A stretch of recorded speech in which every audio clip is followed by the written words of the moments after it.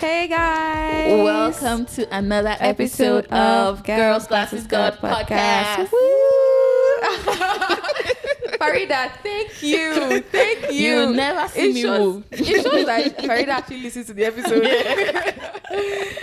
Hey guys, welcome back to another episode. Welcome back. We have been giving you back to back. We gave you 2 episodes in 2 weeks. That's remarkable. People were talking about our friendship hijackers episode. I love it.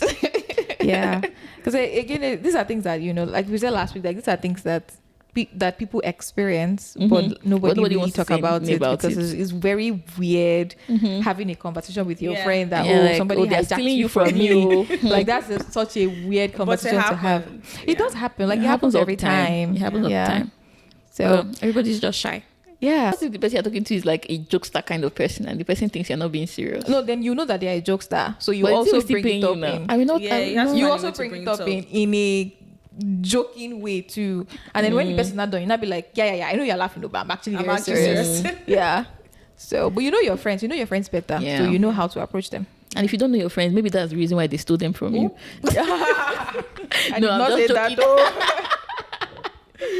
But yeah, so obviously from the way things sound, you guys can already see that. How is it obvious though? It's obvious because they heard you said Faridah already and you were like, oh, it's obvious listening to the podcast. Okay. But it's obvious. Is it obvious? Because They're our not listeners seeing... are smart. Nah, so. Their ears are like on point and they can detect that there is a different voice in the podcast. Yes. Okay. So we have a guest on the podcast. So Faridah, thank you for joining us. But now we'll give it to you for you to introduce yourself to us and introduce yourself to our listeners as well. Hi everyone. Hi listeners. Hi to me when I listen to this episode. My name is Faridah. I work with Omo-Olorun, aka Timmy Topper. So yeah, I love the podcast. I'm happy to be on. How should I introduce myself? I already said we work together. I live in Atlanta. Hobbies. I've been here. Hobbies. I have a lot of hobbies. I like editing videos. I like making videos. I love anything fashion, travel. I try to paint every now and then. Not really. Faridah does everything. I do a lot. You do content creating She's a too. creative. Content creator. Faridah is also an influencer. Wow. I would say I'm more of a content creator, but one day I Yeah. mean, we're getting there. We're getting there. I try and be active. I try and be taking walks. Faridah works out too. In fact, Faridah does a lot. Faridah works out too. And let me just put another like this thing here. Me and Faridah, we have like this Apple Watch, so you can add your friends on it. Yes. So that whenever they are doing something active, they notify you. Every time I would just be lying down, doing nothing. I would just see, Faridah has finished the workout. I'll say, good. And you would think all these things will motivate me. Say, I'll just be like, Faridah is doing so well. But that's not why you have the That's what I'm saying, connection. that it's supposed to motivate me, but oh well, I have coconut head. Faridah, I think you still finished the workout yesterday. I was just like, Faridah, where are you finding the time? I was saying that I was eating food. I did walk 2 miles, 2.1 miles, which is like maybe 2.5 kilometers. I think it's more than that. More than that, yeah. Or roughly around that, yeah. That's cool. And it's like you do 5K run every almost every Saturday at this point. 5K the morning of the party after my wedding. That morning. Yeah, I'm going to be honest, since we're on the air, I've fallen off for my runs, but I'm trying to get back. We are still trying. I'm trying to get back. So still trying. Yeah, but 5Ks are fun. Pushing my body is fun, you know, trying to stay fit and healthy. Cool. Kudos to you. Me, it's not that busy. It's matter. I used to say every time. Return back I'm trying to. But yeah, that's when you really even nice. lock in safe. You will listen. Me, I was telling myself yesterday that Omo-Olorun, you need to lock in. But as at that ginger from I yesterday feel has like gone. locking is a new word that Like that phrase, Abby. everybody is now like. Yeah, I'm you locked have in. to lock. I'm locked in. And there was even I don't know if you guys saw this, but last month for some reason lots of people thought it was Q4. So they were like the great Q4 locking, and I'm like, guys, it's not Q4. It's still Q3, but Yeah. I think now it's I think it's one of those phrases. Wait, what do you mean? It's Q4 now, right? No, when it was September. This was September. Okay. So people were saying were this last thinking, month. Yeah. Okay. Yeah. And I'm I think like everybody's locking in. I'm like, once something trends and it just goes a little bit viral, everybody just starts. as in, I'm like like locked hopping in on like it. a million times this week. Like Yeah. everybody's locked in on something. But I guess this is a good trend, Sha. People are trying mean, to better It's their a slang. lives. Yes, So, it's slang. like, Yeah. before you know it, now to follow up something else will come up again. Yeah, I'm trying to think. What did people say before? Lottie, be serious. You never know. Like, Yeah. the next time again, exactly, something else will come again. But yeah, that's cool. That's cool. Yeah. Anyway, so what have you been up to, Farida? What have I been up to? Okay. This past week, I went to Miami for work, which was fun. I don't understand why. When I talk to my friends, they'll be like, "Oh, I went to Miami for work. I went to Florida. I was in Tampa." Me, it's Boston, Ohio, Minnesota. All these places that don't have anything. No, that but you is know have what I tell anything people? fun. Don't I have head for Miami too? You know, as I tell people, as a career consultant, I'm doing quotation marks, almost 10 years, I'm like, this is what I've been looking for. The Miami travel. Yes. Really? Yes. Why? Because I always wanted to have that, oh, I'm a consultant, I'm traveling, I'm meeting new people. But half of my career, I was just here. I was in Georgia. I wasn't even traveling at all. Do you mean like traveling generally or traveling to Miami No, like specifically? work. No, traveling for work. Okay, but then okay, Miami okay. is also a great city A to good travel place, to. yeah. Especially like now that it's like fall and we are going to winter getting and colder. stuff. Yeah. Yeah. Miami is really good, but that's cool. Yeah. That's cool. Sometimes I talk to people and they're like, oh, like I went, like some people do international travels. Like some people have, in fact, I know someone who has been to Paris, who's in Japan. I'm like, well, it depends on the service line that you're into. So I'm like, oh, that's so cool. Like some jobs, you know, if for instance, we are in maybe manufacturing, but also supply chain, where they are like manufacturing plants all over the world. You get to travel all over the world. Even another one, and it was like our senior manager from that project that told me about it, like SAP projects as well. So if you are doing a lot of SAP projects, because all those companies are multinationals and they have locations all over the world, and if you are there implementing for them, they will they will take you around the world. Because she used to travel to South Africa every 2 weeks. Every 2 weeks, I think, or she would do 2 weeks on, 2 weeks off, and stuff like that. She has traveled to India. So I'm like, is that kind of consulting life I want to find me? It gets tiring very easily. It does. It does. Because I know one of my someone I worked with who he was going to, I think, a part of, was it Europe every week. Oh, so I think that's when it's crazy. I'll be sick. That's when That's it's a crazy. lot. Because even when I was going to Miami week. every other week, I was tired. Initially, it was fun, but at the point I was like, come And on. the time zone is crazy. So Like like going to you Europe go, is crazy. and it And was you're like coming back, the way he described it, I was like, nah, like it's fun. Like, of course, a lot of consultants have like lifetime delta points and stuff like that, which is something. But I'm like, that's sick. Like, yeah, it's a balance. Because when I first started traveling 2 years ago, I was going to Orlando. Orlando, if you know anything about Orlando, there isn't really much there apart from like, you know, the theme parks. But it got to a point where I was like, if I'm watching a show, like let's say Real Housewives or something, and I see a flash of the airport, I'm already like, oh my God, I feel like I'm back there. Like I was so used to being there, and that wasn't fun. And I feel like even my immune system was kind of, like I had to really make sure I was intent. That's part of why I started working out, because I was like, I need to make sure I'm boosting my health, because being in the air, you know, the change I don't know, the change of the air and everything. And even like your immune system, you're open to like so many and people. Those airports, you're going to the Atlanta airport, that airport that everybody's touching is. And then flight delays. You're meant to be on a plane for 2 hours. You're on a plane for 4 hours. Somebody's hacking, sneezing. So but I think staying healthy really helps like manage. It does. And then the rest of what I did this week is, as soon as I came back, I had a recruitment event that Omo-Olorun actually recommended me for, because she was meant to go. And they were asking of how. Somebody was like, oh my God, Temi Talkbe, that's my peer. I was like, yeah, that's my girl. Like, like, I asked her, she's coming. I was like, no, she's busy. So that was cute. And then Friday I was tired. Because I did a lot, but it was a good week. Yeah, can't complain. Nice. Nice. And what did you do this week? Yeah, I traveled, like I said, to one of the cold places.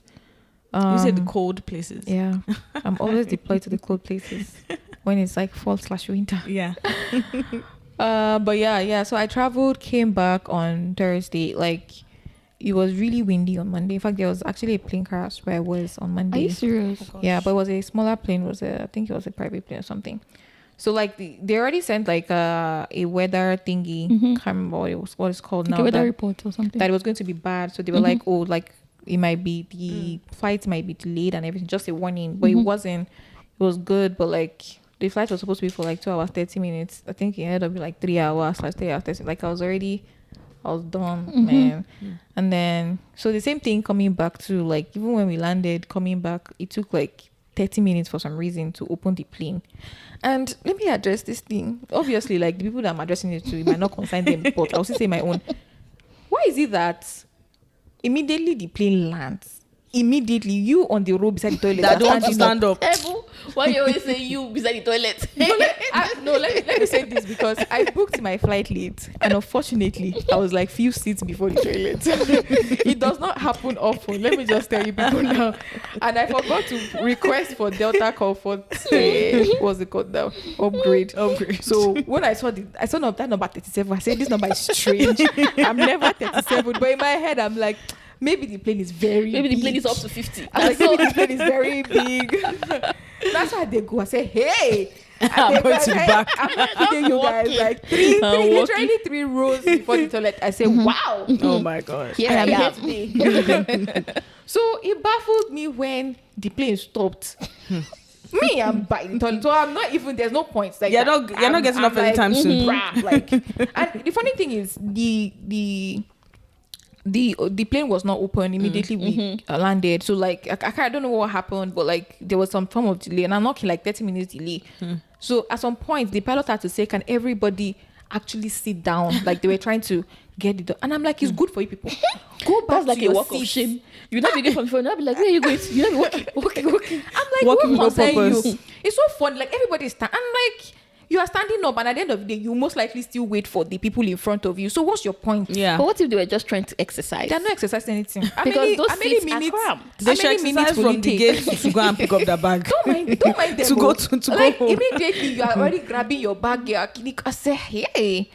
But anyway, so yeah. Also another thing about staying by the toilets, I do not recommend. By the way, is when they are serving snacks on the plane. Well, these days I'm not even very concerned about snacks. But let's say hypothetically that you were hungry when you got into the plane. Anytime there's turbulence, they will start serving first class. Then they will not serve Delta Plus, the Delta Comfort Plus, and then the remaining people at the back, they will start from like the main, like they'll start coming to the back. So at some point, the pilot will now say, "Oh, sorry, so there's turbulence now. No more service for the rest of the flight. For all of you at the back." Like, sorry. They say some other time you will get, like, thing that's happened to me before. And then I realized that on Delta Comfort Plus, they actually go like 2 rounds of snacks. Like before now, like I thought it was normal because sometimes I'll get an upgrade, but now I was not at the back, so now me they feel. Yeah, see how they do life back I'm then. seeing the life. I say, wow, this life. It's not sweet. It's not sweet. But that's a good point, because I've started carrying my water bottle with me on planes just for that reason. Yeah. Because nothing when you're walking through the airports, you're hot, you're thirsty. They're like, oh, actually, no more service for this flight, and you're just like, help me. And imagine it's like a 3 hours flight. Yeah. Because when I was going, it was so windy. It was very, very turbulent. Yeah. So at some point, and another thing, how do people sleep in turbulence? It's trauma, because you don't want to feel it. How is it trauma? This guy was sleeping and snoring so loudly. So it does not have that. Some people have, because the time when I still used to be afraid of being in the air. It was recently I realized that I think I was passing out, because I would notice that anytime we are taking off, I'm just like, in my mind I was thinking I was just sleeping, so I would just sleep. Then we are now in the air, I'll now wake up. I'm not like, it was always happening. Anytime I was not like, am I even sure I'm actually sleeping? So I feel like it's like your body's response to that fear of being sleep was not any response to any fear. This guy was so comfortable sleeping and snoring. I was beside you. That's the funny thing. It was not beside me, but it was so loud. It was so loud. I heard. I had to turn. In fact, I actually couldn't even figure out who the person was exactly, because I had to. And it You're looking around. Would be very weird. Like if I'm like trying to. I was looking. I was like, who could this be? If I'm sitting beside the person, there's no way I will be using my body to wake up. So you can wake up. It was so weird. The guy was snoring so loudly. I'm like, and it was very turbulent. Like the throughout the flight, the guy was like, if you don't have to, don't stand up, like stay seated and everything. We are trying to like weather this. I said this one was sleeping and snoring. Maybe he was tired. Anyway, plane staying on the plane is that's why I'm like, sometimes I love to travel, but excessive travel sometimes can be very it's stressful. It's tiring. Yeah, it can be. And going through one last, my plane is like this trip. I remember. Okay, I try as much as possible not to use the plane toilet. I try as much as possible never to use the plane toilet. So even if like we're almost landing, I'll like wait till. Yeah. So like one of the first things I do when I come out of the plane is to use the bathroom. Yeah. But this time around, unfortunately, I have to use the toilet. And because another reason why I don't used to use the toilet is because I'm almost always at the window side, and it's very uncomfortable too. And I had like an old woman like sitting in the middle. So, but anyway, I was like, Omo, it is what it is this time around. Yeah. And don't forget that I was sitting by the baddest, the worst toilet anyway. Obviously, it's not like the toilet in front, which is like not at the back. Tell me why I opened the toilet and I saw blood. I said, I was so stressed. See, oh my God. This trip. Like in the toilet, on the floor. In the toilet. I feel like someone maybe was on their part or something, and it was crazy. I was like, yuck. I was like, well, this is what I get for being 37A. So next trip like this, I was like, lie. I'm like, nah, I've already booked my next trip already. I'm like, nah, like this is the worst experience so far. So, but yeah, enough about the woes of your flight. Well, I don't think I really did anything much this week. I think I was just really focused on working late hours. Some people know themselves why I was working late hours. But I think one other thing that we did, because I think we got, at the point in time, we got tired of what are we going to eat? What are we going to eat? What are we going to eat? So there's somebody in our church that does like catering. And we've eaten our food several times. Like, and our food is always banging. So I said, please, ma, where's your list? I collected that list. So she has like our menu is really like nice. A lot of things that I've not seen from like the people I usually used to buy from. So I think I ordered it on maybe like Sunday or Monday, and she was like, okay, yeah, it's going to be ready on Wednesday. So Wednesday after work, we drove down to, is this Snailville?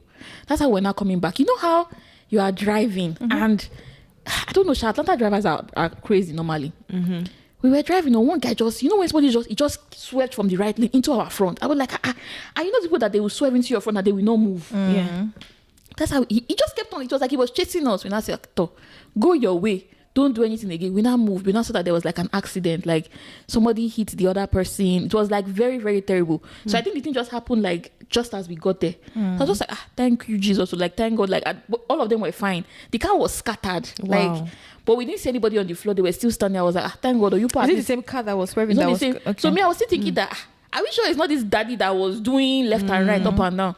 So after we now left, we're still talking about that thing is bad. That very soon they will soon like cordon off the place and everything. We just saw that same bubble doing like this again. I say, did you not just?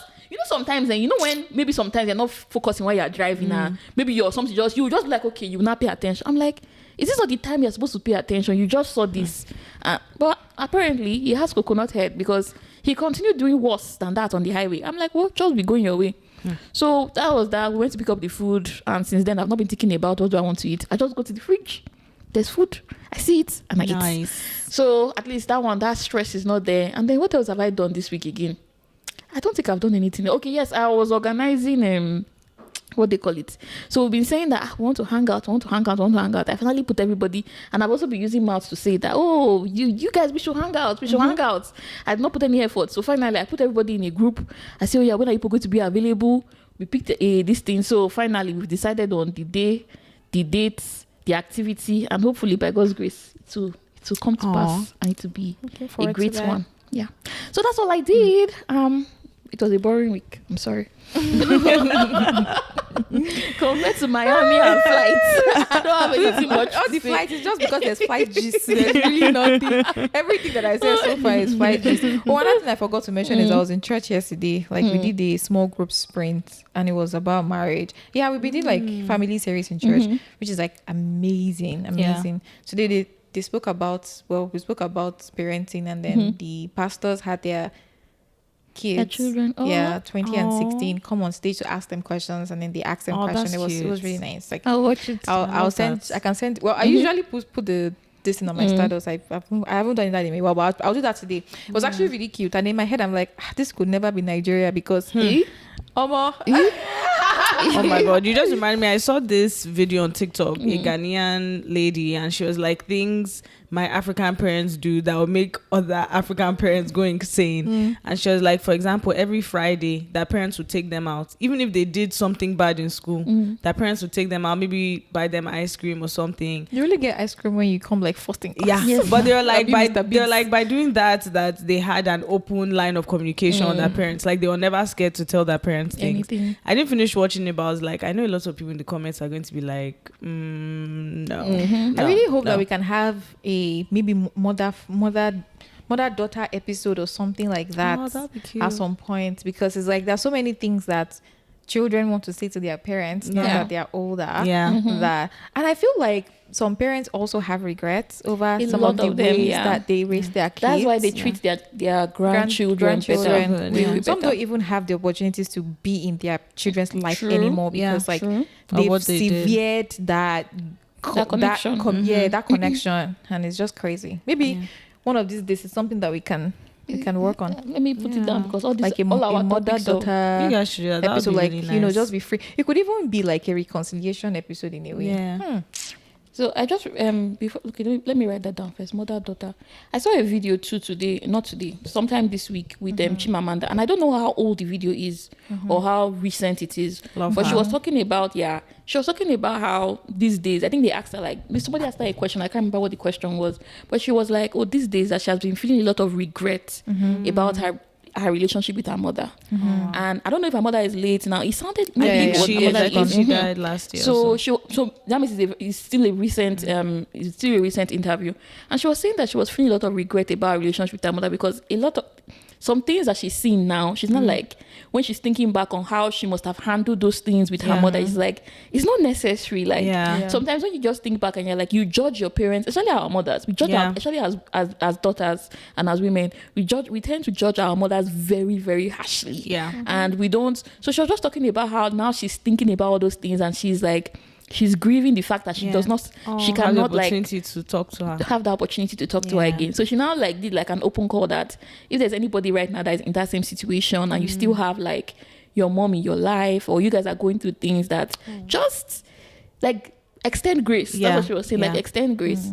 And that's actually very true, because a lot of times, especially when you are growing up as a teenager with a mother, and because of how the Nigerian society is as well, and Ebun, you've mentioned some things like that too on the podcast, our mothers were very, we think they were harsh at that time, but it was just what they thought best they could do to keep us from the dangers of the Nigerian society. Which were a lot. There were a lot. Which were a lot. So, I mean, if we start to talk about the things that we see as little girls, even when you are 13, you are 14, and strange men will be following you. So I feel like they tried the best they could. It's a crazy world out there. The problem, I think, is because they probably did not see any situation where parents were communicating with children. Yes. And so when you're asking them, "Mommy, why now?" They'll be like, "Fine." Why are you trying to talk back to me? They don't. That communication was not there. And I actually did like a reconciliation with my mom, kind of.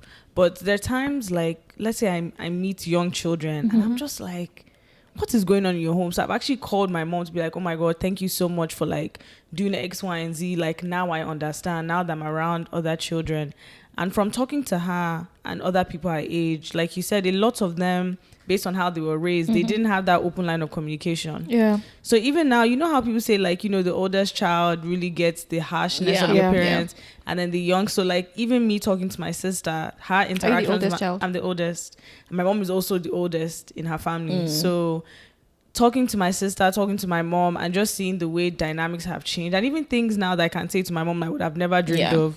You know, like a typical African mother, like, I'm not your friend, I'm your mom. Like, I'm meant to discipline you. But now it's like I can actually call her and, like, you know, just about something that's not necessarily so serious. But I like that our generation is trying to change that, because I think it really makes a difference to not only have a parent that you respect, but also somebody that you feel like you can emotionally connect to. What was reconciliation like? Like, did you make an effort? Like, did you make a special effort?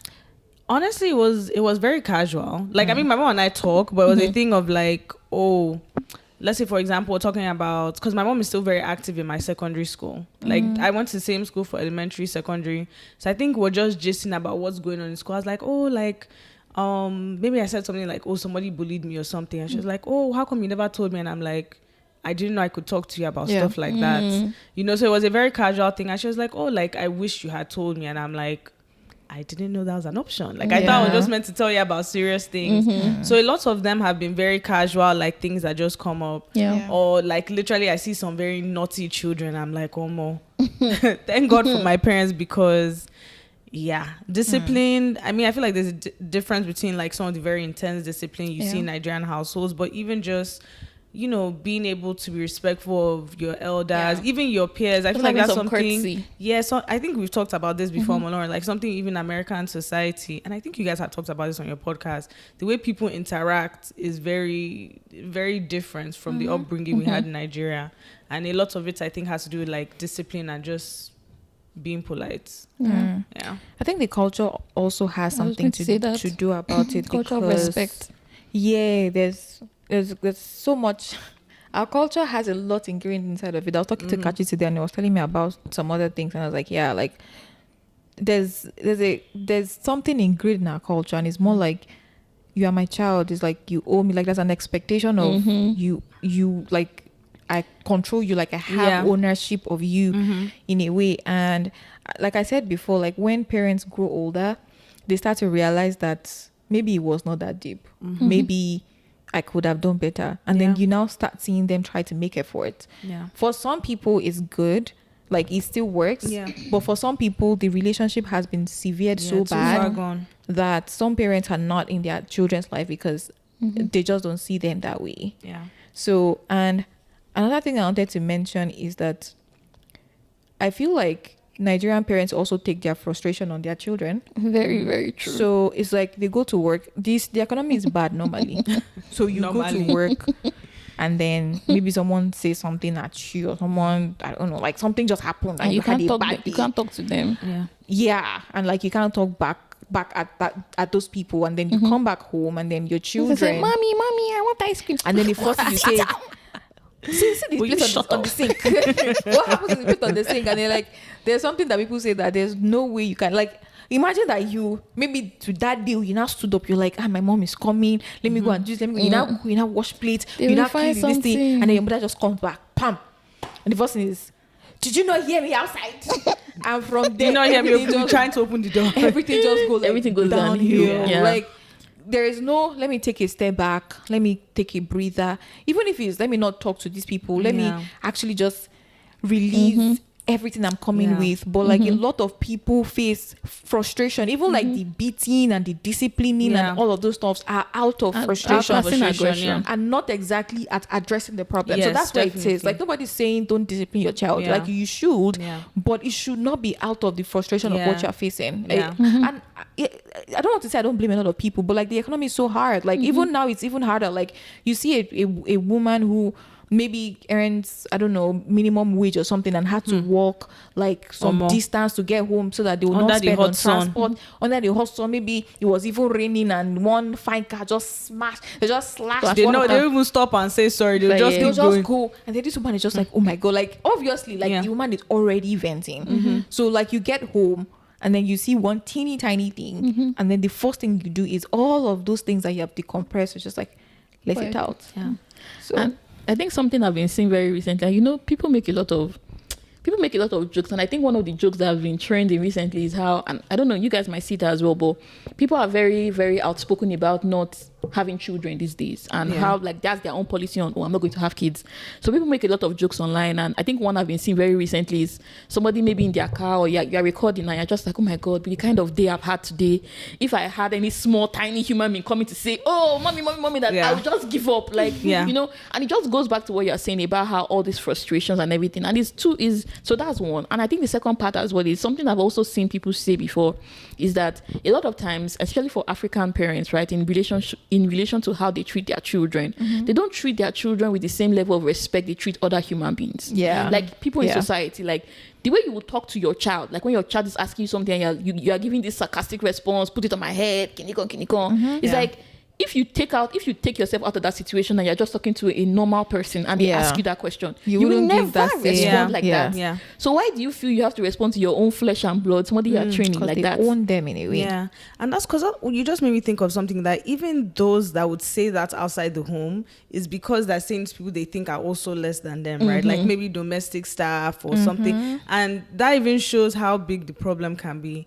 And able to your initial point on when the mother first comes home, it also shows how in Nigerian society, the mother she's the one that talks to children. So the husband can leave the house. So there's not even room for somebody else to take that from the mother. I feel like, in fact, they were saying something very similar in church today. I don't know if you follow Pastor Johnson on social media, but like recently they went to, I think somewhere in Southern Africa, and they went to like a lion, whatever. So Pastor Johnson was like petting the lion from behind, and he was like, I'm ready to run anytime. And then Pastor Soma, who is like the wife, was like banging the lion and having fun.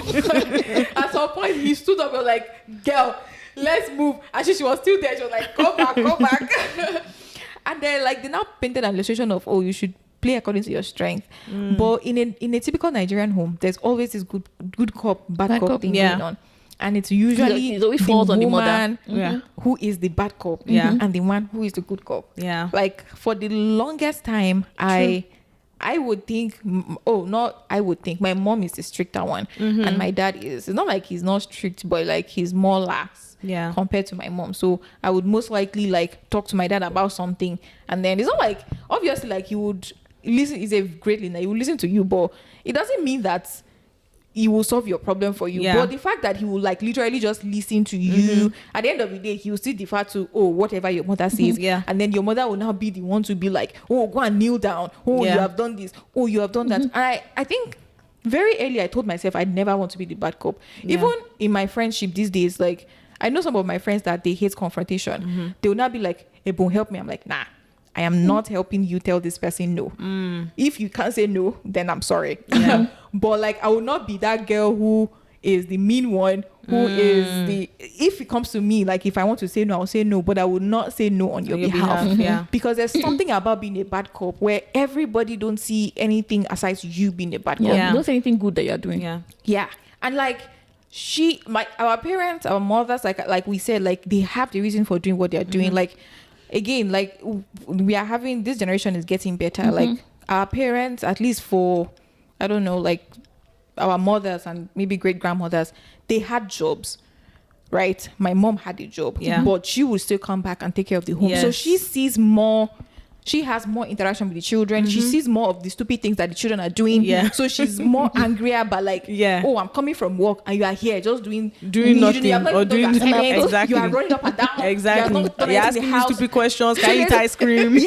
So there's more contact. I told you to bring out meat. You did not bring out meat. You don't do anything. And now I have to wait for like 2 hours for the meat to be thawed. And then your father will come back and he's like, where's the food? He's not going to say, the children did not bring it out. So like when you now think about it in retrospect, you understand. It makes sense. But like in that scenario, like when you are there, you don't think of anything else aside the fact that this woman is wicked. And as a child, you don't even have think so much. You don't have the mental capacity. You can't see beyond.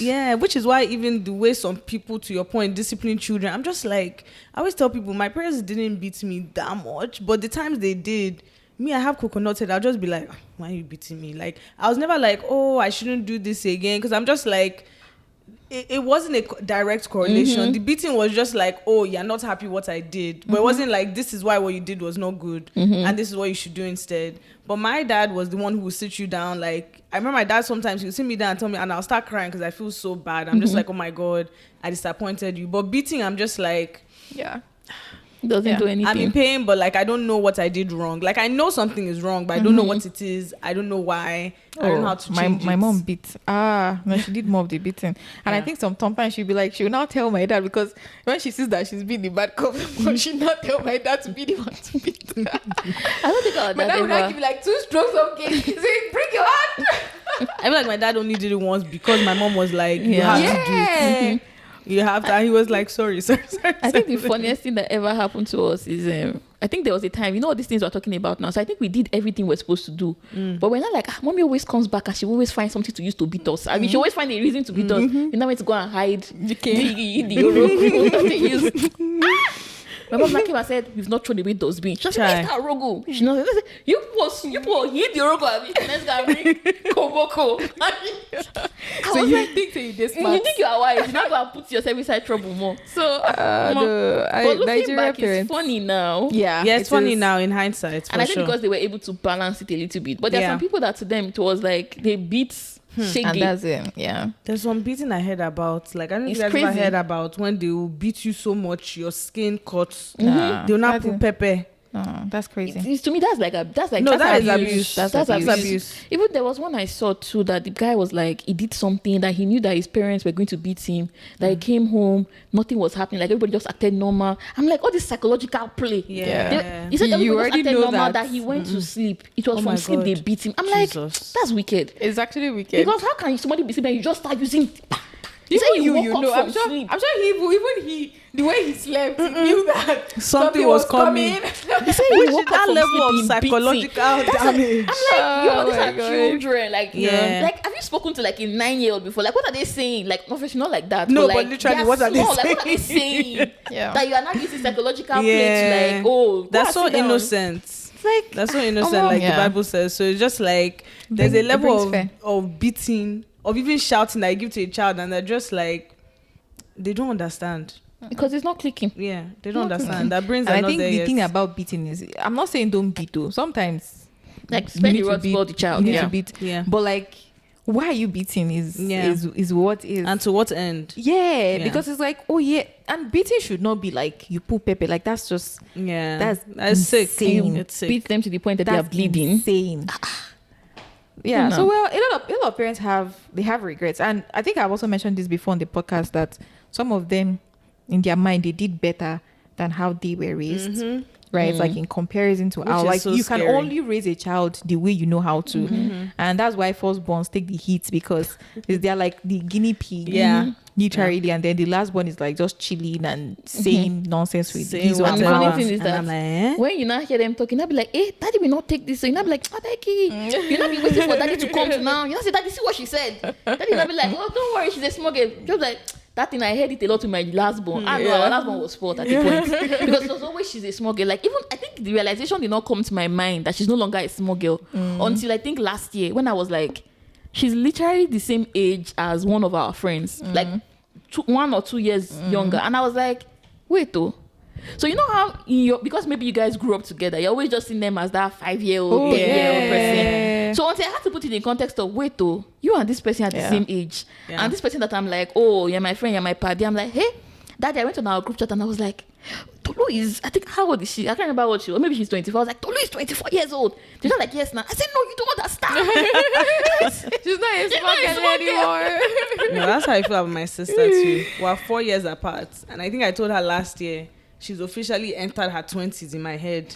For the longest time, she's been like 15, 16. But I'm like, wait, so she has her own apartment in DC. I was like, this baby's paying rent too. I'm like, she's an adult. She's not small girl again. No, these guys Not a are child again. no, they're growing up so fast. It's just like my brother. So like I was deleting stuff because I have like a lot of stuff on my phone. So I was deleting like things on my phone, and then I saw like old pictures, and I saw like one old picture of myself and my brother. I was like, it's just not adding up. I'm like, You know, when I think about like your brother, anytime I see his that big bicycle picture. Because then I think we were in 200 level. Yeah. I mean, I think we just became close that time. She now had some pictures with her family. She was posting. So I saw them. Her brother was like this. Yeah. Literally, he was like this. Nice, taller than Ebun. And I'm like, Wow. He just graduated. I'm like, this is magic. Because from year to year, like, I'm like, is this how parents feel? Like, if this is how we feel about our last born in the house, how do you feel as a parent? All my friends who have started having children, I'm like, from time they were born, 3 months, 6 months, I'm like, this baby looks so different. yeah. And it's like every month something happens. So to your point of understanding why mothers did well, I'm just like, I can't imagine how they were feeling like, oh my God, this is my small baby girl. She's going out to the world. Someone's going to try and take advantage of her. She doesn't know anything. And you are just there like, no, mommy, I want to go out. It's like, mommy, I'm big. I'm big enough. Say, mommy, I'm big enough. Just because she's like, hey? Yeah. Anyway, so talking about parents, right? I know you came to America. Yes. Through your parents. Yes. What was that like? So like you said about being the first and being guinea pig, that was me. So my dad actually did his master's here in the States. A long time ago. So he was more familiar with the American school system versus the British school system. So I was just like, that he went to university at like 16, 17. So obviously me too, I can run it. I was like, okay. So when I first came here, people always be like, why did you decide Atlanta? I'm like, I didn't really decide Atlanta. My dad was like, you have an uncle who lives in Atlanta, so you should go there. But my secondary school, we did like IGCSEs. So I had to then get like a lesson teacher for SATs and ACTs because it's very different, you know. So yeah, I did all of those kind of at the same time, which was in hindsight very crazy. But I'm very thankful because I always tell people, even my life after college, my parents set me up because they knew a lot of things. So a lot of things I feel like people didn't really know, understand. My dad from day one was like, you need to do this, you need to do that, you need to do this. So yeah, so moving here, you know, obviously I had to get my visa. Thankfully I got it like the first try, but I wasn't able to get an appointment date, I think like maybe 2 weeks before school started. So that was kind of crazy, like coming, being with my family. I still remember when they left, I was crying. I was like, oh, most people your family came with you? Yeah, they came. Everybody came with me. Everybody came with me. So even though I was used to not being at home. How old were you? I was 16. Oh, wow. I was 16. So I was not used to being home because I was in boarding school, but it's like, you know, even in boarding school, Nigeria, you know, midterm, Easter break, something will happen, you shall come home. Family day, you know, they come or you go. So I was like, oh my God, I'm not going to see them for another few months. But the good thing is they allowed me to come back home. So I'd go home for like Christmas and summer. So that really helped as well. But I mean, it's been a journey. I feel like you need to ask me particular questions, but it was exciting. And I think I got really blessed because I met a lot of people. Like my first semester, like I met two people. Maybe let's dive into your very first semester. Like your family had returned back to Nigeria, and then it was just, I guess, you were living your uncle. Your uncle, were you on campus? I lived on campus. Actually. I lived on campus. What school? Georgia State. Oh, Georgia State. Yes. Go Panthers.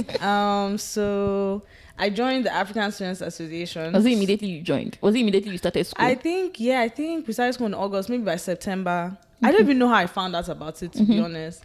But I joined the dance team, so I met a lot of... So you used to dance? I used to dance that year. And hobbies. You come and do some break dance for us. Oh. You should come and do TikTok dance. So I used to dance in secondary school. So when you used to have like Christmas show. Oh, this is what this Friday, no, Thursday night. What is they call them? Can you tell me something that this do every Thursday night?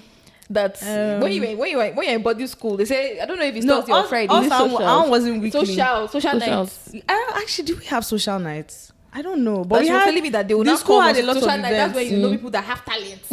You know, the singer, the dancers. No, I was not weekly, but our school had a lot of, like, people always joke that my school was like a performing arts school because it really wasn't. But like there was always something. Mother's Day, Father's Day, and then people would dance, people performed. We had a big Christmas show every year. So I was like, oh, dancing like makes sense. They took me, even though the year after I tried to join again, I didn't enter. But that's you have to do auditions to enter. Yes, every year.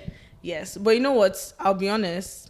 In hindsight, I went to audition with one of my friends who could not dance. So I think she just messed me up. Okay. But I don't understand. You were there. You were in the association the previous year. Yeah. Don't you already have a stake on the dancing? We still have to retry because there's fresh talent. Yeah, it sounds like this make it or break it show. This cheerleading show that I think they have to do it every. No. This one on Netflix, Dallas Cowboys. Yeah, every year you have to do it.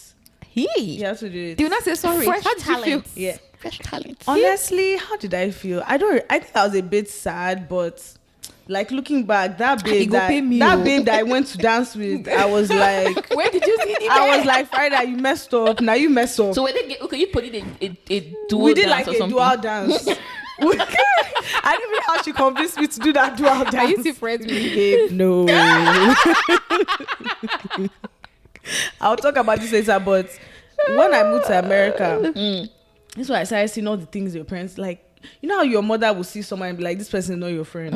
That girl was one of those people. Ooh. That girl, wherever she is, I pray the Lord is working on her. Let's break this into two. We'll talk about your friendships. Yeah. And how you built friendship eventually in America, because that would touch on, like, how do you build friends in a new place? Yes, like, especially when you are so young as well. We'll go into that. But let's go into, like, details of how you got integrated. Do you have any questions from your end?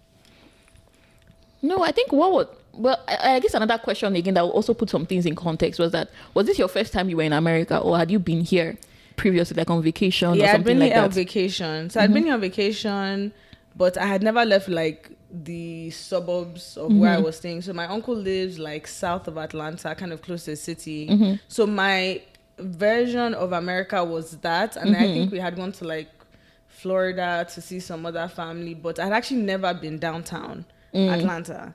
So going downtown, I always tell people that was one of my culture shocks, because there's so many homeless people in the city downtown. And it's like, you know, America, even though you have even being in the suburbs, you don't see homelessness. Yeah, you don't see them you don't see that. So that was something I remember. One time my dad came and he was actually very concerned of like my safety. That, are you safe? Are you okay? But yeah, I had come to visit on vacation, but not downtown. Before that, like before your dad mentioned it, was that something that he was priming you for, that, you are going to do your university in America? Oh, yes. Okay. Yeah, that was something, I think maybe 2009 when I was in year 9. So I had like 2 years to get ready. So I had a lesson teacher for maybe like 2 semesters for the SATs, ACT. Yeah. So how did you make your first friend? Because I'm like, you're 16 and then you're like in a country where like you don't know anybody. I'm trying to even think. I feel I don't know. So one, again, honestly, I think the power of being Nigerian, which is that everybody knows everybody, which sounds so crazy, but I literally met 3 people my first semester who were either siblings to people I went to school with, or I met someone who I was able to spend Thanksgiving at her house, who was cousins with somebody that grew up in my estate. In Nigeria? Okay. So, but how I made my first friend, honestly, I can't remember, but I did try to talk to people. And I think also the American, like at least undergraduates at Georgia State, it was one of those things like, oh yeah, the freshman class, like introduce yourself to your classmates kind of thing. So I'll talk to people. I'm like, I kind of like you. I don't kind of like you. And then I kind of just go from there. And I think joining the African Students Association, I was more comfortable because I'm like, these are Nigerians. They look and sound like me. Even if they don't sound like me, their names sound like mine. So I was intentional about putting myself out there. Yeah, because I've always been a very social person. So I made sure like I wasn't just in my room, like chatting with people. I think I made friends with people on my floor, in my dorm, like, and they were American. Okay. They were American. Did you have a roommate? But before you answer that, I think another question just related to communication. Because I know a lot of times that people move into like a new country, you might not have even been speaking the language, but obviously Nigerian, we are speaking English, but there's also that thing of the accent. Yeah. And I don't think as at that time, people were very aware, like the way they are now, that just because somebody does not sound like you does not mean you should make fun of them. Yes. Because I can imagine this is like almost 10 years ago now, like people were not as aware as they are now. So like, did you have any struggles with communication? Not in the sense of could you speak English, but were people like, I can't hear you, I can't this, I can't that. Yes, I definitely had that. So Nigerian accents can be very fast. Yeah. So that's feedback. Actually very fast. I didn't realize that until I moved here. So that was a lot of what I would get from people. They're like, wait, what? Like, you're so fast. And I was like, oh, interesting. But I tell people, I feel like I moved at the quote unquote perfect time to be Nigerian, because then being Nigerian was sexy. It was becoming sexy. People be like, oh, like, where are you from? Are you from the islands? I'm like, which island? I'm like, I'm from Nigeria. Like, I'm from Jamaica. They're like, are you Jamaican? I'm like, no, I'm not. But it was like, people were interested in my accent versus, even though they didn't understand me, they're like, like, say that again. Like, it sounds nice. I'm like, interesting. But I actually took a speech. There was a speech class we had to take at Georgia State, but it was like public speaking. So it was like auditorium style, like you speak to 50 plus people, an essay. So I think that class really helps me to hear how Americans talk, and people give me feedback every single time, like, oh, I can't understand what you're saying, like can you slow down? So I made the intentional decision to like slow down my speech, because I was like, this is annoying. Like, I don't want to keep repeating the same thing over and over again. Which is why now, even when I meet Nigerians, they always assume I'm born here. But I'm like, when I get comfortable with you, when I know you, like, I still have my accent. I switch my accent back, you know. So, code switching. But yeah, I think that really helped me actually getting feedback. And the feedback wasn't like, oh, why do you sound like that? Just like, oh, wow, you sound so cool. But like, I don't understand what you're saying. Oh, that's interesting. Yeah. Wow. Because I think also, and I don't know what the kind of movies you saw growing up and everything, but there's always this notion that you have about what America is. Yeah. And I think one thing that they always do, and maybe Americans, they do a disservice to themselves, but they make it sound like, oh, or maybe it's because it's also university, right? But all these high school movies, anybody that doesn't look cool or like normal, like they bully you, stuff like that. So I think I would have kind of expected like something like that. That's what I'm saying. I feel like I came at the perfect time, because all my friends who went to school here, like high school. High school here. So they got called, I think like, college is a little bit better, because people are growing up and they're becoming an adult. I feel like people who went to middle school, especially, that is known to be the notorious age, are the ones that really, because those guys are kids. Like, they don't know what Africa is. Like, anything they know about Africa is there's lion, or there's they will ask you if you see lion or whatever. And I still met people like that, but maybe it was a minority. But also I think because I was mainly with Africans. It wasn't something I heard every day. But one of the first things I did, I think I volunteered for something at a shelter, and there was a white guy there, and he was like, oh, where are you from? I was like, Nigeria. He was like, oh, wow.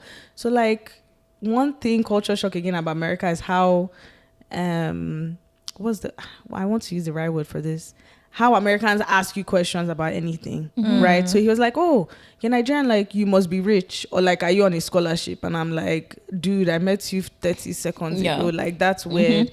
And he was just like, oh, like, I know Nigeria has a lot of oil money, like, is your dad into oil? And I was just like, why are you asking me all these questions? So, and then people who be like, oh, what language do you speak? Do you speak Swahili? And I'm like, no, I don't. I'm sorry to disappoint you. I'm like, no, I don't. And I had a few people be like, oh, have you ever seen skyscrapers before? And I'm like, yeah. We have plenty of skyscrapers in Nigeria. So I don't know how it would be I think and funny enough, it's not even that, because I think even when we were in the program as well, I remember Yanu said she had a very funny interaction with somebody. And the person was like, oh, SpongeBob? And she was like, Yanu's face.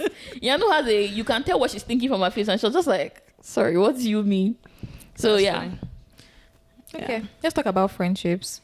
So are you still friends with some people that you met in college? Some people, yes. Some people I've reconnected with recently, but the good thing is a lot of them still live, well, not a lot of them, some of them still live in Atlanta, so it makes it easier, like, if I run into them, or I've actually tried to like reconnect and reach out more. But so let's talk about the you look good but you are not the good friend scenario. Yes. Well, if you want to anyway. Yeah, no, for sure. So I feel like I take after my mom in the sense that I'm very friendly. I mean, I know we're like new friends, but Omo-Olorun knows, like, I'm always talking to people, like, people are always coming up to me, like, I enjoy talking to people. So this person I think she had transferred into my school or something. She was also Nigerian. And again, lesson I learned in college, just because somebody has same heritage as you doesn't mean they have sense. Okay. So I learned that the hard way. I learned that the hard way, because again, I feel like I'm also, I try to be polite, respectful, whatever. So I just assume people will do the same. Are the same, but they're not. So she had moved, and I was like, oh, okay, you're new to the school, like, I'll introduce you to my friends, kind of thing. And it just got really weird. Like, I remember one time I was studying for an accounting exam, and accounting was one of the harder, like, classes you take in your second year. And I remember she had called me to wish me luck or something, and me, I'm just like, oh, that's so sweet. So I think after the exam, I was in her apartment just hanging out, and I'm like, oh wow, like I got an A, like I'm so happy. And she's like, oh wow, really? And I'm like, yeah. She's like, wow, like I wished you luck specifically because I thought you need it. I'm like, I was like, from what to where? Like what? Mind you, this girl was not even in the business school at all. So I'm just like, So she doesn't even know anything about. She doesn't your even know any. performance So I in was class. just like, okay, interesting. And I also used to be that kind of girl that would be like, maybe, but now I have I'm like, that's obviously a very weird behavior. So it was just a series of events like that. Like her and my other friends would clash. It would become a he said, she said, they said, them said, everybody said, everybody but her. So yeah, eventually I just had to be like, yeah, this friendship is not going to work. But she was one of those people who was like Nigerian, but also how you describe like an Akata person. Like she was always ready to fight. She was always and I'm just like, babe, chill. So yeah, I had to dead that friendship for the safety. How did you do it? I was going to ask that. How how embedded were you guys in each other's lives at that point? I mean, we used to see like maybe once a week because we both lived in the same like dorm building. Honestly, I feel like the relationship just blew up because I remember one time I had gone to Nigeria. And then they became like a back and forth on Twitter. And she's like, when I see it on site, I'm like, ha. To you? To me. On Twitter, in a public space. And I was just like, oh. When I see you, I don't get... As far as she sees me, beat her. she's going to beat me on site. I was like, oh, this is weird. So I think I just blocked her and I just never saw her again. I think she left the school or something. Like, I don't know what was going on. I think I maybe saw her like 6 to 8 months after at a party. And I just walked the other way because I was like, yeah. So that relationship actually just disintegrated not against my will, but I didn't have to do anything. It was for the best. It was for the best. But yeah, I feel like I learned a lot about, people with your background. And even within Nigeria, there's so many different backgrounds. Like people grow up so differently. True. So I was like... Did you have any other friendship that you had to break off, or was that the only one that came out specifically? I think that was probably the biggest one. Trying to think. Yeah, I think that was like probably the biggest one. Like everybody else, we either just like maybe drifted apart, like, we went separate ways, or they left the school, or they moved. But yeah, no, that was like a special case. That was a special case. And I think, it's always helpful when you come into a community, and this is something that also helped us as well, like finding like your people, right? Like finding like the African Student Union and things like that. But by the time you are now leaving, and again, just like you're mentioning, right? By the time you graduate, people drift apart, somebody moves to the West Coast and all of that. So so 2 questions, right? So how much of those relationships or that community you had built over your time in college, how much of it remained when you graduated, and how did you have to, and if it did not remain, how did you now build like a new community post graduation? I would say maybe 60%, 60-70%. So like, for example, one person, we were actually roommates at a certain point, so we always stayed in communication, we were friendly, and I feel like I'm one of those people, I never was in the like core 5 group of friends. Maybe I'm in like the larger group of like 20 friends, and then I'm, you know the thing you mentioned just now. Right, I got to listen to our previous episode. That sounds so hilarious.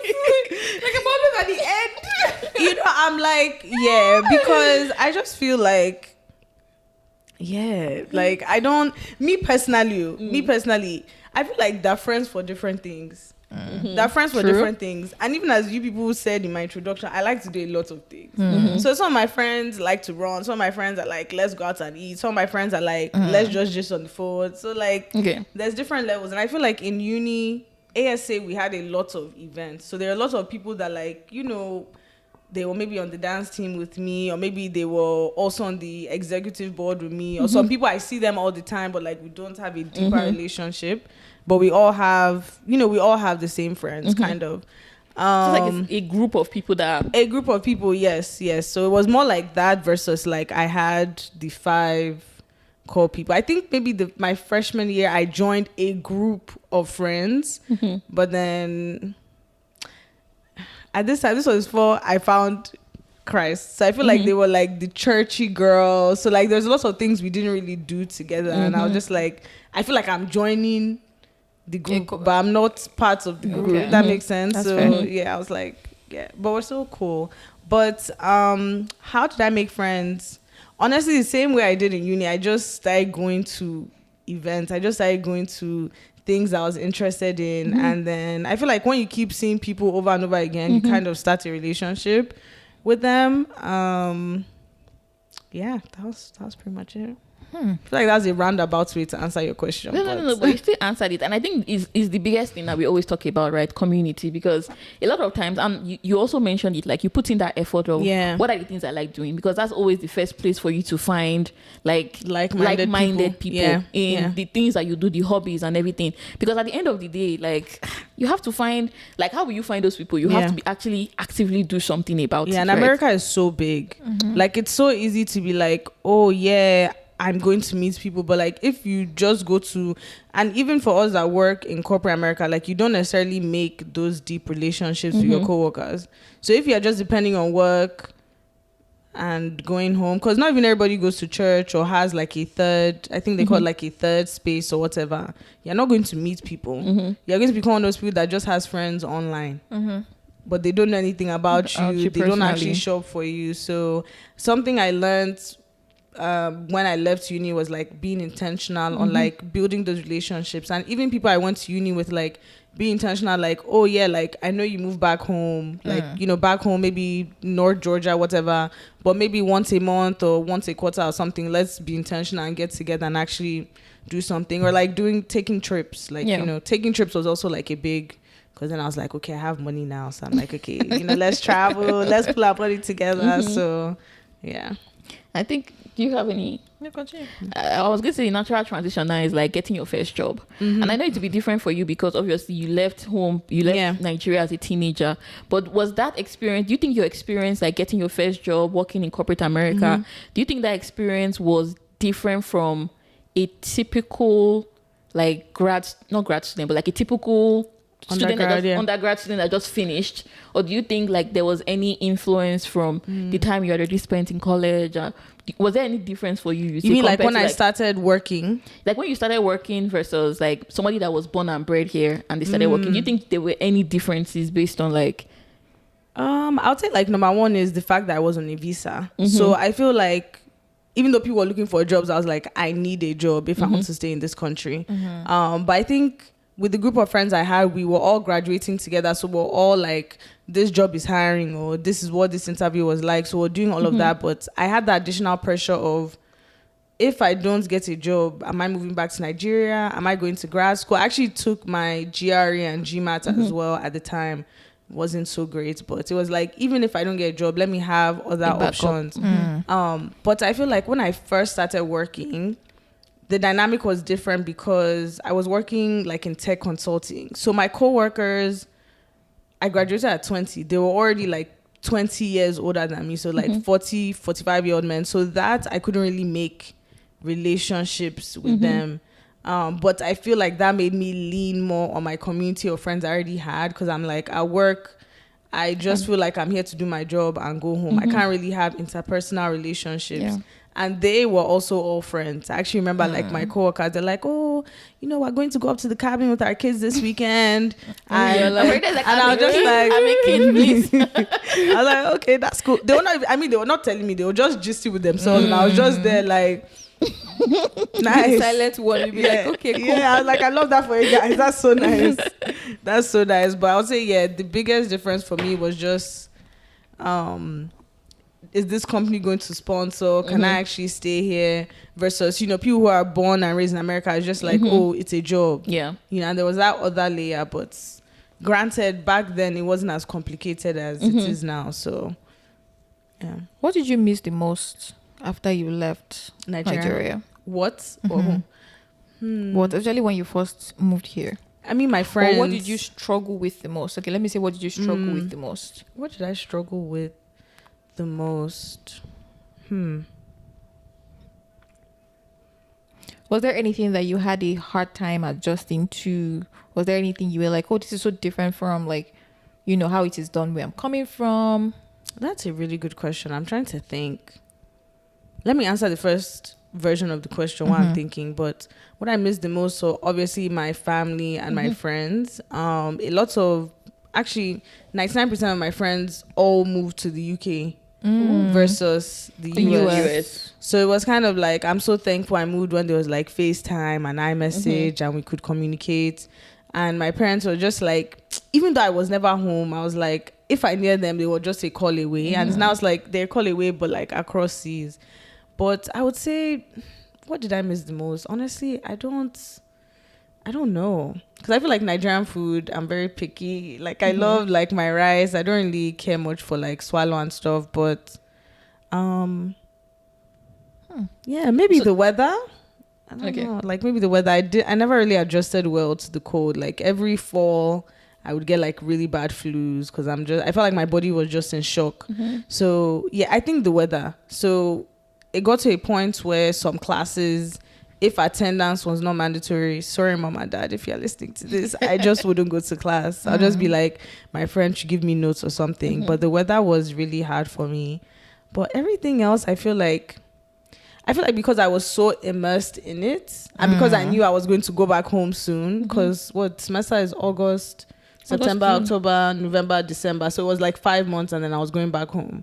So home didn't feel too far away. It was just like, it was more of a boarding school. Yeah, it was more like a period of time until I'm back home again. So I think that really helped. I think the fact that I knew I was going home, I was going to see my people, made it better. Because let's say by the time it starts getting cold and I'm like, oh, I miss my mom, I miss my dad. I'm like, okay, Faridah, like you have your tickets, like 2 more months, you see them. So what about the food? How did you adjust to the food since you don't really like Nigerian food like that? So, was it easy for you? So I don't know if you guys ever heard about this phrase called freshman 15. Because I know you guys moved here for your master. So freshman 15 is the concept that, you know how people are like, there's relationship weight. Freshman 15 is the same thing. It's like your first year of college, people, they always say that babes gain weight or people gain weight. So I actually came into college with this mindset of, I want a fresh start. Like I'm grown, I'm in college, I'm starting my life. So I was like, actually wanted to lose weight. So the meal plan I had kind of worked out perfectly because I was like, oh, like, you know, I can, you know, eat very regulated food. So the food wasn't that bad. And then I cut out soda. Like I did a lot of not restricted eating, but yeah, I was like on a diet for most of it. So it wasn't that bad. Yeah. Are you still friends with your Nigerian friends? I am actually. I am. We have a group chat and everything. I've been in their weddings. Everyone's getting married. Nice. So that's part of. I know December, there's this whole like dirty December, and I want to use this platform to say that I hate that phrase. It makes me cringe so much. I'm just like, guys, because I'm like, first of all, this is what I was doing when I was in uni, like 7, 8. I don't want to age myself on this place, but you know, I'm like, the whole concept, it just feels very, I just don't like it. A lot of people don't like I just don't like it. What dirty is like. I don't like it. And obviously, Lagos, we barely have infrastructure, so the traffic is crazy. People are just coming to stand around looking for rich Nigerian men. I'm like, it just makes me cringe. I don't like it. But I love the fact that I get to see my parents. I get to see my friends. We always hang out. Like I was in London in July. So my best friend, all my other friends, most of my other friends, they live there. So we all like got together and everything. Did they also come back in December? Yeah, they also come back in December. That's nice. So December is like easier for homecoming. people in London to go to Nigeria. Oh yeah. 5-6 hours. That's sweet. It 13. It is. As even if you have the 13 hours money For 13 sometimes hours. you go like 23. There was one I saw 32. Yeah. Yeah. It's long layovers. Okay, one other question is, so I've heard people that come here early, they're like, oh, dating here is like crazy. In fact, I've heard like a lot of stories of people that moved here early, they're like, dating here is crazy. Did you ever have that experience? I didn't have no, not really, because the one person I dated in college, he was also Nigerian, but he grew up here. So that made it easier. And I feel like when I first moved here, I was like, let me stick with what I know. And I was actually dating someone at the time, which is kind of crazy to say because I was like 16, but we're doing long distance. Long distance from where? From Nigeria? Long distance from Nigeria to here. Then he moved here and he was like... Oh, you moved to America? He moved to America for school as well, but he came in the spring. Oh, so you spring of when you came? Huh? The spring after the spring after I came, yeah. Oh, so I moved 2012, yeah. So it was like long distance for like 4 months or something. Oh, okay. But did he move to Georgia as well? No, he didn't move to Georgia. He moved to somewhere in the Midwest. But that's still long distance now. You people broke up. No, it was long distance, but we eventually did break up. But yeah, so for me, honestly, in college, I mean, I only dated 2 people. One person I knew from Nigeria, one other person who was like Nigerian American, but he was Yoruba as well. So yeah, I didn't mess around with any, but I did date someone who was in Nigeria, Nigerian after college, because I was like, I'm over Nigerian guys. And I was like, yeah, never again. It wasn't crazy, but I mean, there's just something about being able to share your culture easily with people. And I feel like even small things are like slangs, like Nigerian slangs, or like you're listening to like songs you grew up with, like the band, and someone is just like, this song doesn't sound like it's mixed well. And I'm like, bro, are you okay? I'm like, this is a Nigerian heritage song. Okay. It doesn't sound like it was mixed well. Like, is that what they're asking you to check? Exactly.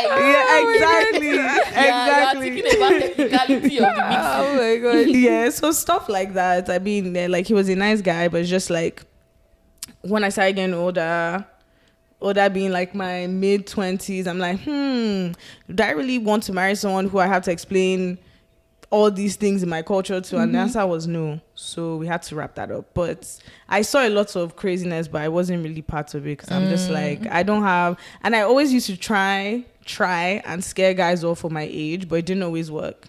So I'd be like, oh, I'm 16. And they're like, no, there's no way you're 16. I'm like, I'm 16. Even when I was like 18, 19, they're like, no, there's no way. I'm like, yeah, like, but yeah, some people also They thought you were older. Yeah, they thought I was older, or I mean, I feel like they also just wanted to believe I was older. I don't know, because you know, some men they will do anything. Yeah, exactly. They rationalize. Yeah. Yeah. Alrighty, I think this has been a great one. It's been great having you here, Faridah. Thank you. We do our daily dose. Yeah, daily dose. Like, what's your last word on this episode? Like, what are you leaving us with? I'm leaving you guys with growth. I feel like looking back on the past over decade plus, I'm not the girl who first came here at 16, but I think about her often because I feel like she did so many things that have set me up for success. Like being able to press into the newness of something, and even with, like, I'm sure there's so many things I'm forgetting, but I remember so much about myself at that age that I was just like, just try new things, like just put yourself out there. And I feel like that's something I still try and do today. But I feel like if I never started that first semester, I would have just gone, you know, I don't know, into solitude or into like only hanging out with Nigerians, which a lot of my friends are Nigerian, but I feel like I have a bit of a mixed group. So I also ask you one question. Sorry, I just remembered something that you said when you were introducing yourself, and you talked about how because your parents had, I guess because your dad specifically had schooled here and everything, there were a lot of things that he told you that set you up for success even while you were here. So are there certain things that you can share? Yeah. And also when you're thinking about it from the perspective of other people who were in your shoes as well, who didn't make those decisions as well, like how have you seen that play out, like the difference play out? Yes, I know I already talked extensively about putting yourself out there, but American society, even outside of college, which I'm sure you guys know, I know we all work in the same place, but there's always this of like, people want to get to know you. So I feel like if you're not comfortable talking about yourself or talking about things, people automatically are like, we don't know about her confidence, you don't know about that. So meeting people who don't look like me really helped with that. And then the other thing my dad helped me with was internships. So I said I've been used to the rejection of internships from like my freshman year because I didn't even have experience, but he was just like, just keep trying. So that was something where he told me that employers want to hire people who have some level of experience. So outside of that, I didn't mention this, but outside of ASC, I joined a lot of other organizations. I was in a business fraternity, so I learned a lot about like resumes. I actually got my first job through somebody who worked at a company and told us about recruiting. I joined like an entrepreneurship group. I joined a social sorority. So just meeting people, he really taught me that a lot of those skills are transferable and cross employers. And yeah, he just always encouraged me to just keep trying, because I'm like, Daddy, nobody wants to hire me. Nobody wants to hire me. And he's just like, Faridah, you don't have experience yet, but you never know. So yeah, I think when you just have sometimes parents are wonderful, because a lot of times they are pushing you ahead for certain things because they can see already. Yes, just like all these things that you're saying. And I know me and Ebun have talked about it, and we always talk about how when we're in university we did not do anything. We're just in our house. We're just doing from hostel to class, to hostel to fellowship. Like that was all we're doing. So it wasn't until we came out and we're like, oh, we could have done better. We could have done this. We could have done that. And it's always like when you have somebody that has that information and they're able to tell you, and you yourself as a child, you are obedient to what they're saying. Because it's also possible that you also had the mindset of, oh, I'm big now. Your daddy could have been telling you apply for anything, and you're like, my friends are not applying. I'm not going to apply. Like, you don't know what's true. up. That's true. You know, so also being like that, having that discipline to even listen to your parents, to understand that they know the best for you. And they know the best for you basically, and doing what they say, you will see the results in the front. Did you ever feel out of place at any time, even when you started working, like whether in school or when you started working? I feel like more so when I started working. I feel like school, it kind of shielded you in a way. Yeah, it shielded me in a way, because I always had friends. I always had people around me. School was fine. And then let's say even if there was a period of like, okay, maybe I'm not talking to this person, and I'm like, I still have my friends from Nigeria. I'll be like, you won't believe what happened today. Like, this was so annoying. But definitely when I first started working, for anybody who works in tech, there's predominantly a lot of a certain type of people there. So I feel like there are a lot of people who didn't look like me, a lot of people who weren't women, a lot of people who also were not young. So I felt like I dealt a lot with imposter syndrome, even though now I don't believe in imposter syndrome. But you don't? I don't. That's interesting. It is real, but I'm actively not believing in it. But because in hindsight, I'm like, the fact that I was 20... the fact that I was able to get this job, the fact that, so many things had to align for me to get the job. This is America. Nobody's giving you a free job because, oh yeah, she's a nice girl.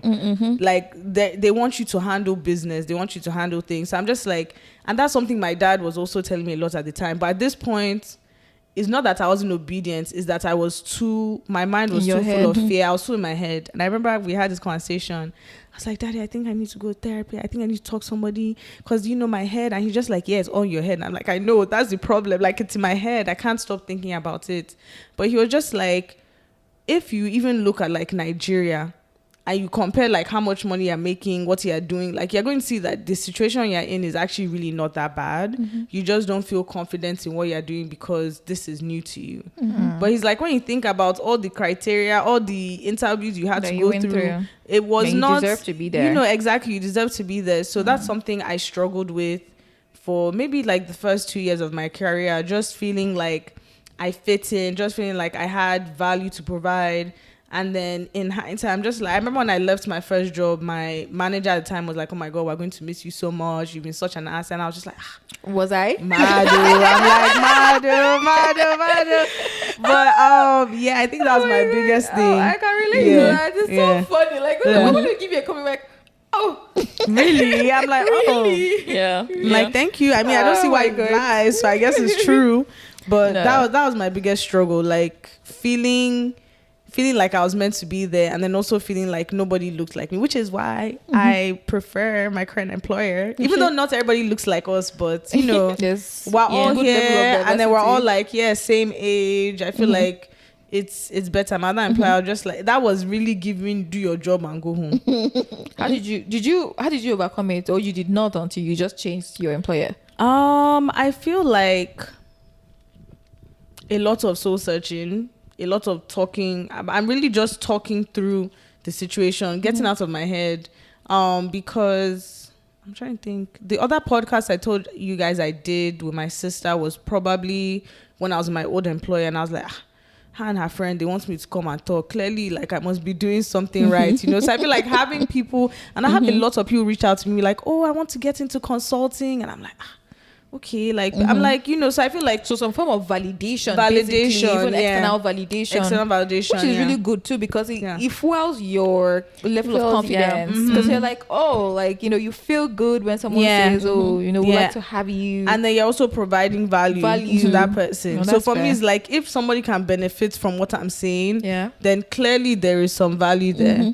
I think another thing I wanted to mention is the fact that sometimes, and it may not be all the time, but I think again as Nigerians, we tend to underestimate the kind of work that we are doing. A lot of times, because when you are mentioning this, and I just remember when I started working as well, and I was going through a lot, and I remember, you know, this rack award that they give. So our company has this thing where if you are doing if you are doing a good job, I would say your manager can give you like a monetary award that you can use to get like a what they call it, anything, shopping cart, a lot of basically Amazon, anything.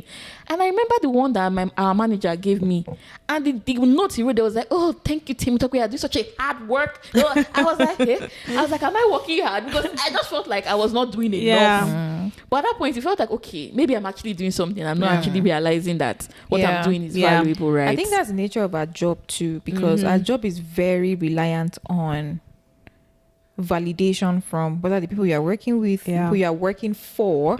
You have to be validated in some form of way. Somebody has to tell you this is what I'm looking for. And so the absence of that person telling you, you're like, okay, am I doing well? Am I not? And the way this job is also is very cyclical. Like sometimes things are going really well and you're feeling sometimes yourself. they're not. Sometimes you're like, God, I'm like you start speaking in tongues, you're like, God. So like you go through the motions. So sometimes you do something and you know that clearly you're like, today is not fully. So by the time somebody dings you on something like 2 or 3 times in a day, you're like, and then you kind of now judge yourself about on that, and then you are now waiting for the next time the person will now tell you, oh, you are doing a good job. So the nature of the job also like contributes to that in a way. But anyway, what's your daily dose of EO? Okay, my daily dose of EO is always find a way to find a community for yourself. I think that's something that we've always highlighted, right? And thinking back to, you know, Faridah's experience with like coming to the country, and even just generally. And I think also we also moved to the country, but we moved a little bit when we were older. And I think when you are much older, sometimes some certain thought patterns are already set in stone. And when you are younger, it's like you can get easily influenced more, right? So I think always finding a good community of people, and how do you find it? Like going to things that you like exploring, like Faridah did, like just putting yourself out there.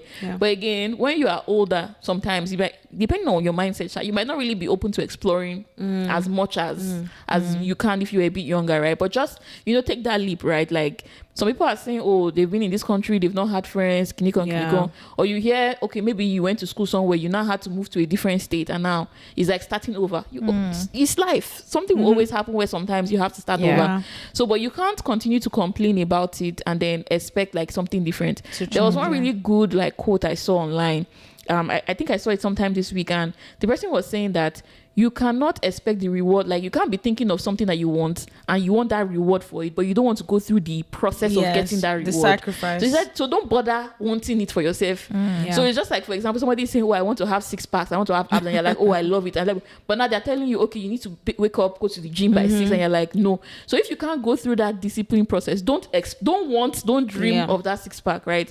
So you can't continue saying that, oh, I am lonely, or and again, I'm not like lowering whatever feelings you are going through, but if you are like, what are you doing to actually change it, right? So how are you finding community? What do you like to do? Do you like to read? Do you like to drink? Do you like to dance? Do you like, so what like even in your church, like how are you putting yourself in church community, right? To find out, okay, I have a podcast, like how am I getting involved in the church? Or I'm interested in media or technology, things like that. So I think always look for a way to create a community for yourself, right? Find an existing community. Maybe be the one to start that community if it's not something you've seen around, and then, you know, God will go ahead of you, and, you know, He will give you strength.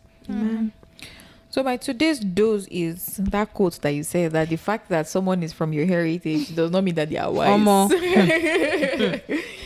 For me, that's like the mic drop, because I was watching TikTok, and, you know, one of the popular influencers was talking about how don't just call everybody your friend. Let them earn that spot before you give them the crown of friendship, right? So it's not everybody that you meet that immediately they become your friend. Some people are like, they are very good, they are very nice, but like, again, friendship grows organically. So don't get carried away by some point, like toxic friendships where it's like a toxic relationship where someone does something really bad to you, but they'll come back and say, oh, sorry, and they'll buy you something.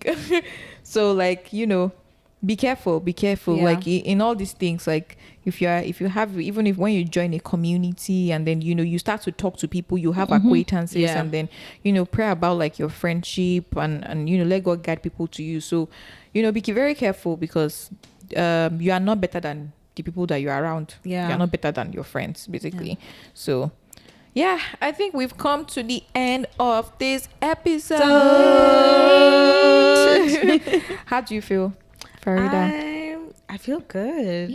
I mean, I feel like I have so much more to say, but I really hope that anyone listening to this finds this helpful. And since this is the Girls Glasses God podcast, I just want to end saying that with everything, as Omo-Olorun said, like, let God go first. Like Ebun said, pray on it. And I just pray that as you look back on everything, like I am, you'll be able to see that God really was with you through everything. So all right, thank you. We'll see you in the next one. Bye.